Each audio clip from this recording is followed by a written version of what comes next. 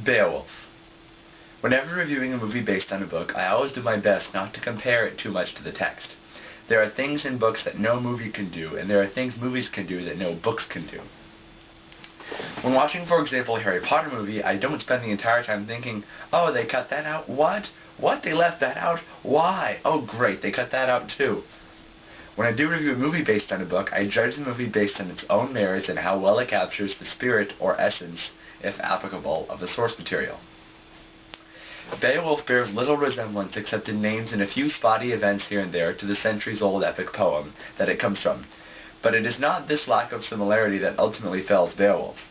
The first half of the film is fairly solid, but the second half is full of random events strung together in an inexplicable order, and a finale that changes the tragedy of Beowulf into the typical grand action finale that a hero must endure in order to restore his pride, complete with an unbelievably cheesy reunion between a father and son.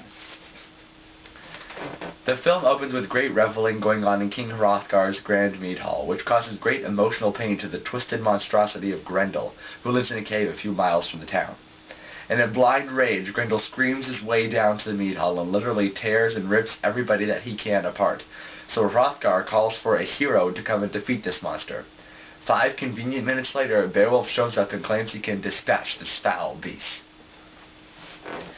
The greatest strength of Beowulf is its ridiculously good CGI.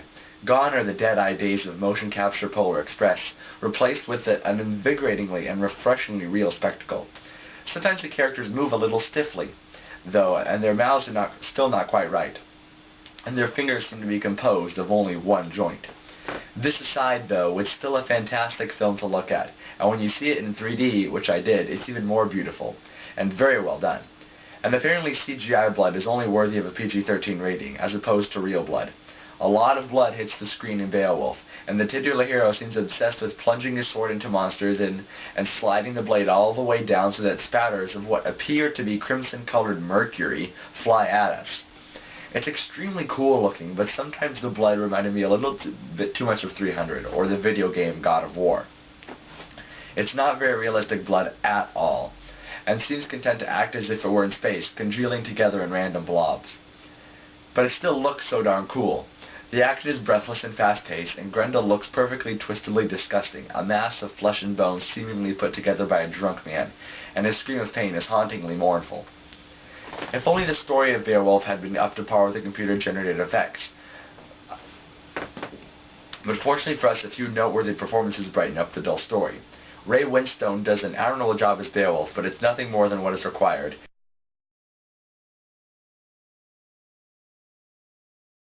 And it seems more like the role should have gone to Gerard Butler, who had poundingly loud charisma out the wazoo in 300.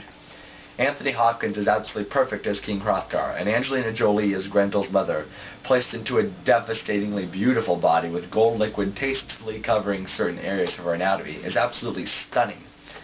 John Malkovich brings a certain amount of color to a character who would have been just a whiny bore otherwise, and Sebastian Roche as Beowulf's second-in-command shines out among all these greats with some very interesting touches to his character. I actually found him the most fascinating out of the bunch. And now the story. Oh, how the mighty have fallen.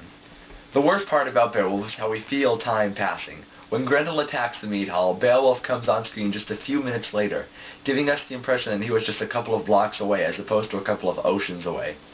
Later on, in a time when decades are supposed to pass, the movie opts for a cop-out scene that is supposed to show us that time passes, but which would have worked better as some kind of montage. Aside from the time problems, when the movie departs from the epic poem, it gets very confused. Several things happen, one after the other, that cause me to shake my head in confusion, for these things are never really explained and seem merely to be placed there for convenience's sake. And in the final moments of supposed glory, the message of the original text is diluted in an overdrawn final sequence that completely takes away the impact of who Beowulf truly is, transforming him into some kind of hero as opposed to the self-absorbed monster of pride that he really was. I know that I said I don't judge movies based on the books, but this final bit was just too much for me. It took away from the original text too much and devolved into a typical, predictable ending. By the time the credits rolled, there had been more than a few giggles in the audience at just how silly this story had been, and in essence, Beowulf is fairly silly, for one, because of its rating. At one point, Beowulf has a nude fight with Grendel, and shadows conspicuously cover up his private parts here and there so that it didn't have to be rated R. Supposedly we're supposed to take this as some grand gesture of Beowulf meeting the monster at his level, but a lot of the people in the audience merely laughed, and I gotta tell ya, so did I. Why did they make this film R? There were many places that would have been so much cooler if they had just been a bit more violent. And though Jolie was absolutely beautiful in her couple of scenes as Grendel's mother, the golden-colored grue draped on her body also inspired a few laughs from the audience. Beowulf is not a triumph, but it sure is damn fun to look at, and the action sequences are elaborately staged and ultimately fairly successful.